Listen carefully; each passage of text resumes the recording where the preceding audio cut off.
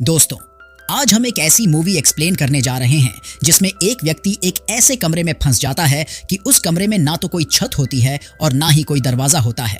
और अगर यह व्यक्ति उस कमरे से बाहर निकल जाता है तो वह पूरे संसार का भगवान बन जाएगा। कहानी बहुत इंटरेस्टिंग होने वाली है, इसलिए एंड तक जरूर बने रहिएगा। दोस्तों, मूवी की शुरुआत में रंगीन कपड़े पहने हुए एक जापानीज व्यक्ति एक सुनसान सफेद कमरे में उठता है और उस कमरे से बाहर निकलने के लिए कोई भी दरवाजा और खिड़की नहीं होते हैं, यहाँ तक कि उसमें छत भी मालूम नहीं पड़ रही होती है। फिर जब वह व्यक्ति करीब से देखने के लिए एक दीवार के पास जाता है तो उसे उस दीवार में ह्यूमन प्राइवेट पार्ट की तरह दिखने वाली एक अजीब सी चीज चिपकी हुई दिखाई देती है।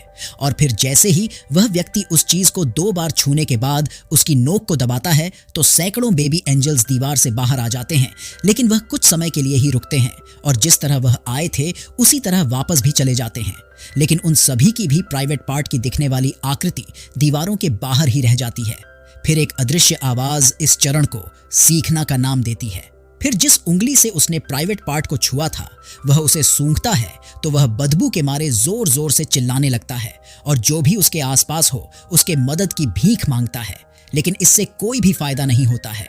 फिर वह यह देखने के लिए अलग अलग बटन दबाने का डिसीजन लेता है कि इन्हें दबाने से क्या होगा, और जब वह ऐसा करता है तो हर बार कमरे में से एक रैंडम वस्तु गिरती है जो कि एक छोटे से टूथपेस्ट से लेकर बड़े फूलदान तक होते हैं, और सैम बटन को दोबारा दबाने पर उसे सैम ही वस्तु मिलती है। और फिर उसके द्वारा एक विशेष बटन को बार बार दबाने से उसे चॉपस्टिक का एक बहुत बड़ा ढेर मिल जाता है, लेकिन उस बेचारे को नहीं पता कि उसे कब तक यह ड्रामा करना पड़ेगा। फिर जब वह चॉपस्टिक के बगल वाला एक बटन दबाता है तो एक छोटी सी गाड़ी दीवार से निकलकर उसके पैरों में जोरदार चोट मार देती है, जिससे वह दर्द के मारे चिल्लाने लगता है। फिर वह जैसे ही अगला बटन दबाता है तो वह बटन इंसान के बम में चेंज हो जाता है, जिसमें से कुछ गैस निकलकर उसके चेहरे पर आ जाती है। इसी तरह कई घंटे यही ड्रामा करने के बाद वह व्यक्ति कमरे में काफी वस्तुएं कलेक्ट कर लेता है। फिर जब वह एक गेंद को दीवार पर फेंकता है तो उससे एक बटन दब जाता है जो उसके लिए सुशी नाम की एक जापानीज डिश गिफ्ट देता है, जिसे देखकर उस बेचारे के पेट में चूहे कूदने लगते हैं और उसे भूख लगने लगती है। लेकिन उसे पता चलता है कि सुशी में तो सोया सॉस है ही नहीं। फिर वह खुद को किडनैप करने वालों से सॉस के लिए पूछता है, लेकिन हमेशा की तरह उसे कोई भी जवाब नहीं मिलता है। इसीलिए वह बार बार वही बटन दबाता रहता है, जिससे उसके सामने सुशी डिश की काफी मात्रा हो जाती है, लेकिन सॉस का इतने पर भी कोई अता पता नहीं होता है। फिर वह बेचारा हार मानकर आखिरकार उसे रूखा ही खाने लगता है, लेकिन भूख के कारण उसे वह भी काफी स्वादिष्ट लग रही होती है। और जब वह सारा का सारा खाना खत्म कर देता है तो वह और खाने के लिए बटन को दबाता है, लेकिन इस बार उसमें से एक सोया सॉस की बोतल निकलती है, जिसे देखकर वह गुस्सा होकर उसे अलग फेंक देता है। उसके बाद वह एक बिल्कुल अलग बटन दबाता है, जिसे दबाने से उसे स्कूल का एक 3D चश्मा मिलता है, और जैसे ही वह उसे पहनता है तो उसे एक बेबी एंजल्स खुद की ओर इशारा करते हुए दिखाई देता है, जिसे देखकर वह खुश हो जाता है, क्योंकि उसे लगने लगता है कि एंजल्स के द्वारा बताया गया बटन ही वहां से बाहर निकलने का रास्ता है। लेकिन जैसे ही वह उस बटन को दबाता है तो उसे केवल उल्टी गिनती दिखाई देती है और उसे ऊपर से गैस पास करने के लिए एक बड़ा बम दिखाई देता है। फिर कुछ घंटे बाद उसने एक किताब के 5 पार्ट पढ़े जो उसे काफी एंटरटेनिंग भी लगे, लेकिन जब उसने छठे पार्ट के लिए एक बटन दबाया तो उसे 7वां पार्ट मिला। इसीलिए नाराज होकर वह अन्य बटनों को भी आजमाना शुरू कर देता है, जिनको दबाने से उसे 8वां और 9वां पार्ट मिलता है, लेकिन 6वां पार्ट इतने पर भी नहीं मिलता है। हालांकि जब वह एक और आखिरी बटन दबाता है तो उसके लिए एक बहुत ही आश्चर्य की बात होती है, क्योंकि उस बटन ने दीवार के पीछे छुपे हुए एक दरवाजे को खोल दिया था जो तुरंत ही बंद भी हो जाता है। फिर वह व्यक्ति अपनी इस खोज का जश्न मनाने लगता है, लेकिन वह यह भूल जाता है कि आखिरकार वह बटन कौन सा था। इसीलिए वह बहुत ही रैंडम तरीके से गलत बटनों की ट्राई करने लगता है और चौंक कर एक अफ्रीकी व्यक्ति को एक दीवार से दूसरी दीवार से पार जाते हुए देखता है, और अगला बटन दबाने पर उसके सिर पर पानी गिर जाता है। लेकिन तीसरा बटन वही निकलता है जिसकी उसे जरूरत थी, और जैसे ही दरवाजा ओपन होता है तो वह उसके पास दौड़कर जाता है, लेकिन जब वह उसके करीब पहुंचता है तो वह पहले की तरह ही बंद हो जाता है, और उसे समझ में आता है कि जब तक यह बटन दबा रहेगा तब तक दरवाजा खुला रहेगा। इसीलिए वह ऐसा करने के लिए अलग अलग तरकीबों की खोज करने लगता है, जिसमें सबसे पहले वह उस बटन को अपने पैर से दबाकर एक रनर की स्थिति में बैठ जाता है, लेकिन असफल होने के बाद वह एक फ्लाई स्वेटर के माध्यम से भागने की कोशिश करता है और उम्मीद करता है कि कम दूरी होने की वजह से वह भाग जाएगा। लेकिन उसके तरीकों में से कोई भी तरीका काम नहीं आता है। यहाँ तक कि कुछ और तरीके जैसे कूदने वाली रस्सी के माध्यम से भागना और एक फैन की हवा से बटन दबाने के माध्यम से भागना। इसके बाद वह पहले वाली गाड़ी पर चढ़कर बटन दबाकर भागने का प्लान बनाता है, लेकिन काफी कोशिश करने के बाद वह एक्सेप्ट करता है कि उसके इन बेकार तरीकों से कुछ भी नहीं हो सकता और उसे बटन की नोक को नीचे दबा रखने के लिए कोई अन्य तरीका ढूंढना होगा। जिसके बाद वह एक बड़े फूलदान को उस बटन के ऊपर रख देता है, लेकिन उसके छोड़ने के बाद वह फूलदान भी कम वजन का होने के कारण उस बटन को दबाकर नहीं रख पा रहा था।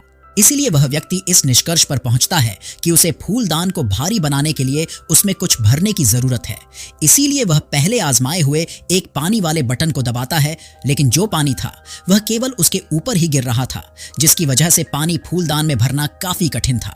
फिर वह अपने अगले प्लान में फूलदान में सुशी डिश को भर के भारी बनाना चाहता था, लेकिन इससे फूलदान इतना भारी हो जाता है कि वह उसे उठा ही नहीं पाता है और फूलदान की गर्दन भी इतनी पतली थी कि अब वह उसमें हाथ डालकर भी उसे डिश को बाहर नहीं निकाल सकता था। इसीलिए अब उसके पास चॉपस्टिक का उपयोग करके उस खाने को एक एक टुकड़ा करके बाहर निकालने के सिवा कोई भी ऑप्शन नहीं था। कुछ समय बाद जब वह चॉपस्टिक से अपनी जरूरत के अनुसार खाना निकाल देता है तो वह बड़ी मुश्किल से उस फूलदान को उठा लेता है और उसे दरवाजा खोलने वाले बटन के करीब ले जाने लगता है। और जब वह वहां पहुंच जाता है तो उसे जमीन पर रख देता है, लेकिन उसे पता चलता है कि वह तो बटन के बारे में भूल गया है। और जब वह सही बटन को खोजने के लिए कोई अन्य बटन दबाता है तो वहीं पहले वाला अफ्रीकी आदमी दीवार से बाहर निकलकर फूलदान से टकरा जाता है, जिससे वो आधे आधे 2 टुकड़ों में टूट जाता है और वह तुरंत अपनी दीवार में भी चला जाता है। इसलिए वह व्यक्ति फूलदान के टूटने से निराश होकर जोर जोर से चिल्लाने लगता है। फिर वह सही बटन को ढूंढकर उसे सुशी से ढकने की कोशिश करता है। निसंदेह उसका यह तरीका भी काम नहीं करता है, क्योंकि वह बटन उन छोटे छोटे टुकड़ों के बीच में से निकल आता है। फिर वह उस बटन को टेप से चिपकाकर दबाने की कोशिश करता है और उस पर टेप और स्टील की एक प्लेट लगाता है, लेकिन यह तरकीब भी काम नहीं आती है और दरवाजा भी हर बार उसकी पीठ पर लगकर बंद हो जाता था। इसीलिए कुछ पैनकिलर मेडिसिन खाने के बाद उसे झपकी आ जाती है और फिर वह अपने दांतों को धोना चाहता था।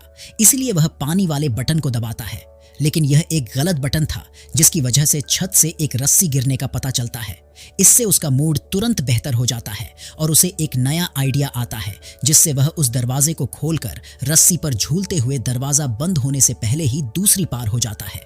लेकिन अफसोस की बात यह होती है कि उस पार एक और दीवार होती है और जब वह उसे खोलने की कोशिश करता है तो उसे पता चलता है कि इसमें एक लॉक है। इसलिए वह पहले वाले कमरे का दरवाजा बंद होने से पहले उसमें वापस लौटने की कोशिश करता है, जिसमें वह चोट खाते हुए पहुंच भी जाता है। इसीलिए वो गुस्सा होकर दीवार पर एक लात मारता है, जिससे एक बटन दब जाता है और उसे कमरे के बीच हवा में फ्लोटिंग करती हुई एक चाबी दिखाई देती है। हालांकि जैसे दरवाजा बंद हो जाता था, चाबी भी उसी तरह गायब हो जाती है।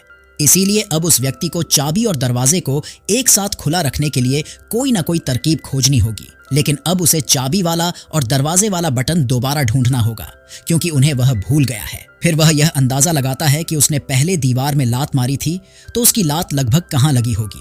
फिर एक बटन को चूज करके लात मारने पर दीवार में से एक कुत्ता निकलकर उस पर भौंकने लगता है। दूसरा बटन दबाने पर भी बिल्कुल वैसा ही होता है, लेकिन तीसरा बटन सही निकलता है। फिर वह अपनी आंखों को जमाकर और बटन की ओर हाथ करके उस पर ध्यान रखते हुए पीछे की ओर हटता है। फिर वह सुशी डिश का एक टुकड़ा लेकर उस बटन पर चिपका देता है। हालांकि गलत बटन दबाने की वजह से वह कुत्ता दोबारा बाहर निकलकर उस पर भौंकने लगता है, लेकिन फिर वह बहुत ही जल्दी सही बटन ढूंढ लेता है और फिर अपने प्लान को आगे बढ़ाता है, जिसमें वह सबसे पहले रस्सी वाले बटन से रस्सी को प्रकट करता है और फिर उस पर झूलकर अलग अलग बटनों तक पहुंचने की ट्राई करता है। लेकिन वह ऐसा नहीं कर पाता है और जब वह फर्श पर गिरता है तो उसे एक प्लंजर दिखाई देता है, जो भी उसे किसी बटन को दबाने से ही मिला था। फिर प्लंजर को देखकर उसके दिमाग में एक आइडिया आता है, जिसमें वह प्लंगर का उपयोग खुद को आगे धकेलकर दीवार को छूने में कर सकता था। फिर एक अनसक्सेसफुल अटेम्प्ट के बाद उसका प्लान काम करने लगता है, जिसमें वह रस्सी से झूलकर दीवार को प्लंजर से चिपकाकर बटन दबाकर चाबी पकड़ने के बाद दरवाजे का बटन दबाकर दरवाजे से बाहर कूदकर दूसरे कमरे में पहुंचने में कामयाब हो जाता है। फिर वह बिना समय बर्बाद किए दूसरे कमरे में लगे दरवाजे में चाबी डालकर घुमाने लगता है, लेकिन जब वह दरवाजे को खींचकर खोलने की कोशिश करता है तो वह यह देखकर सरप्राइज रह जाता है कि उस दरवाजे के ऊपर तो एक और ताला है और उस ताले को खोलने के लिए कोडवर्ड में 3 नंबरों की आवश्यकता है। इसीलिए उस ताले के कोडवर्ड जानने के लिए वह दोबारा पहले वाले कमरे की ओर भागता है और कमरे से निकलते समय फिर दरवाजे से उसके पीठ पर चोट लग जाती है, जिसकी वजह से वह गुस्से में प्लंजर को एक दीवार में मार देता है। लेकिन प्लंजर की वजह से एक बटन दब जाता है और वही अफ्रीकी आदमी दोबारा दीवार से बाहर निकल आता है। और जैसे ही वह चलकर दूसरी दीवार की ओर जा रहा होता है तो उस व्यक्ति को एहसास होता है कि इस अफ्रीकी के माथे पर 3 नंबर लिखे हुए हैं जो उस दूसरे ताले को खोलने में कारगर साबित हो सकते हैं। लेकिन उस व्यक्ति को दूसरे वाले कमरे से पहले वाले कमरे में दरवाजा बंद होने से पहले लौटना जरूरी था और इसके लिए उसे बहुत कम समय मिलता था। इसीलिए वह रस्सी पर झूलकर बार बार दूसरे कमरे में जाता था और एक बार में एक अंक को ठीक जगह पर लगाकर वापस आ जाता था। और यह कार्य वह 3 बार करता है, जिसमें तीसरी बार वह उस कमरे में ही रुक जाता है और उसमें लगे दरवाजे को खोलने की कोशिश करने लगता है, जो थोड़ा अटका होने की वजह से उसे अधिक जोर लगाना पड़ता है। लेकिन अंततः वह उसे कुछ हद तक खोलने में कामयाब तो हो जाता है। तभी पहले वाले कमरे का दरवाजा बंद हो जाता है, जिससे वहां अंधेरा हो जाता है और उसे उस दरवाजे को खोलने के लिए पर्याप्त जगह नहीं मिलती है। इसीलिए वह बेचारा निराश होकर वहीं फर्श पर ही बैठ जाता है और पहले वाले कमरे में बटनों से मिली वस्तुओं के साथ किए अपने मजे को याद करके रोने लगता है और सोचता है कि वैसे तो मैं वहां भी कैद था, लेकिन वहां घूमने के लिए जगह और मनोरंजन के लिए वस्तुएं तो थी और उसे एहसास होता है कि हमारे पास जो कुछ भी हो हमें उसमें ही खुश रहना चाहिए। लेकिन अचानक उस व्यक्ति को अपनी लेफ्ट दीवार से अपने चेहरे पर हवा आती हुई महसूस होती है और जैसे ही वह उस दीवार को छूता है तो उसे एक दरार मिलती है, जिससे उसे पता चलता है कि यह दीवार नकली है। इसीलिए वह बिना समय बर्बाद किए पैनल को धक्का देकर वहां से भागने लगता है और जल्द ही वह एक गहरे काले क्षेत्र में भागते हुए एक रहस्यमयी गलियारे तक पहुंच जाता है।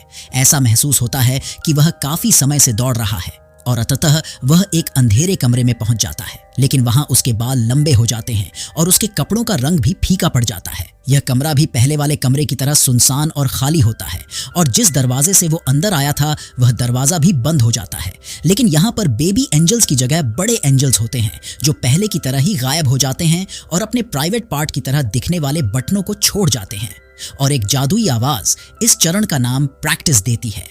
इसी बीच हमें मैक्सिको के एक शहर में एंटोनियो नाम के एक लड़के के परिवार को चिंतित दिखाया जाता है, क्योंकि एंटोनियो के रेसलर पिता एस गॉटमैन पहले की तुलना में बहुत ही शांत व्यवहार कर रहे थे और एंटोनियो की मां अनुमान लगाती है कि वह ऐसा व्यवहार इसीलिए कर रहे हैं क्योंकि उनका जो अगला कंपटीटर है वह उनसे बहुत छोटी उम्र का है। लेकिन दादाजी तर्क देते हैं कि रेसलिंग में एक्सपीरियंस मायने रखता है, उम्र नहीं।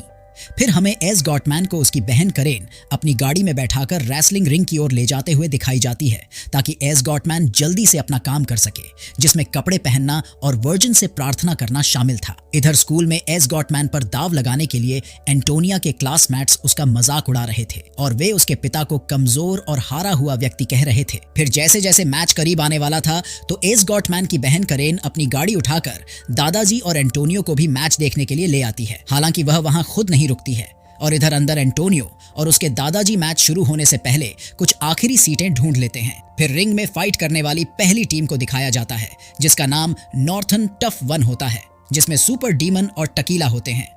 फिर एस गॉटमैन और उसका साथी किस मी एलॉट सिल्वर ईगल टीम के नाम से आते हैं। मैच की शुरुआत में एस गॉटमैन का साथी काफी शानदार फाइट करता है, लेकिन जल्द ही उसको काबू में कर लिया जाता है जब नॉर्थन टीम के दोनों खिलाड़ी मिलकर बेईमानी से उससे लड़ने लगते हैं। फिर वे एस गॉटमैन की ओर इशारा करके उसे लड़ाई में शामिल होने के लिए उकसाते हैं, लेकिन वह खेल के नियमों को तोड़ने से इनकार कर देता है और तभी सिल्वर ईगल टीम का खिलाड़ी टकीला और डीमन को एक दूसरे से टक्कर मरवाकर एस गॉटमैन को चाल दे देता है।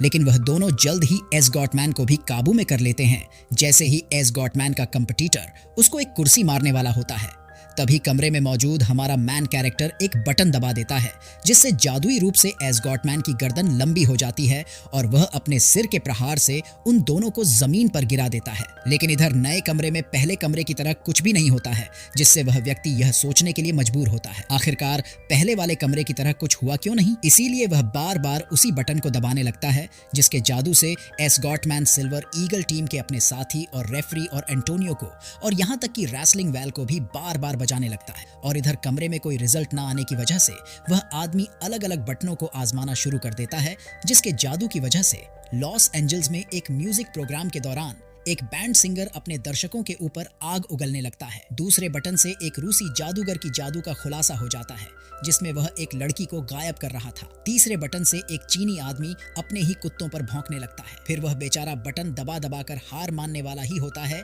कि तभी उसे ऊपर से कुछ रोशनी आती हुई दिखाई देती है, जिससे उसे पता चलता है कि इस कमरे की छत में एक हॉल है, जिसमें से उसे दूर उड़ रहे एंजल्स दिखाई दे रहे थे। फिर वह वहां तक पहुंचने के लिए कुछ नई तरकीब आजमाने का फैसला करता है, जिसमें वह उन बटनों की मदद से दीवार पर चढ़ने लगता है। उसकी यह तरकीब काम भी कर रही होती है, लेकिन जब हर बार वह अपने हाथों से बटन पकड़ता था या उन पर पैर रखता था तो बटन दबने की वजह से बाहर पृथ्वी पर कुछ ना कुछ अजीब घटना घटित होती थी, जो कि फूलों के खिलने से लेकर हाथी के मरने तक थी। वह जितना ऊंचा चढ़ रहा था उसकी वजह से उतना ही बड़ा नुकसान हो रहा था। अब उसके बटन दबाने की वजह से केवल प्रकृति ही नहीं बल्कि मानवता, विशाल और छोटी चीजें जैसे टोस्टर का मरना और एस्ट्रोनॉट का मून पर फिसलना भी शामिल था। और जब वह बिल्कुल ऊपर पहुंच जाता है तब तक उसके बाल और दाढ़ी बहुत लंबे हो चुके थे। लेकिन अब उसे ऊपर चढ़ने के लिए दीवार की मदद की जरूरत नहीं थी, क्योंकि अब वह भी एंजल्स की तरह उड़ने लगता है और वह पिछले कमरे में की गई प्रैक्टिस की वजह से उड़ पा रहा था। इसके बाद एक आवाज हमें बताती है कि उस व्यक्ति ने भगवान का दर्जा पा लिया है और अब पूरी दुनिया उसके हिसाब से चलेगी। और उसके स्वागत में उसके आसपास काफी मात्रा में सफेद पंख उड़ने लगते हैं, जो उसे एक पोर्टल से एक आखिरी कमरे में ले जाते हैं, जिस कमरे की दीवारों पर महाद्वीप और एक बहुत विशाल बटन होता है। और फिर वह उसे दबाने के लिए आगे बढ़ता है और इस कमरे वाले चरण को भविष्य का नाम दिया जाता है। और हमारी कहानी यहीं समाप्त हो जाती है। उम्मीद करता हूं कि यह कहानी आपको पसंद आई होगी। हमारे चैनल को सब्सक्राइब करना ना भूलें और बेल आइकन भी दबाएं, ताकि जब भी हम कोई नया वीडियो डालें तो उसकी नोटिफिकेशन आपको सबसे पहले मिल जाए।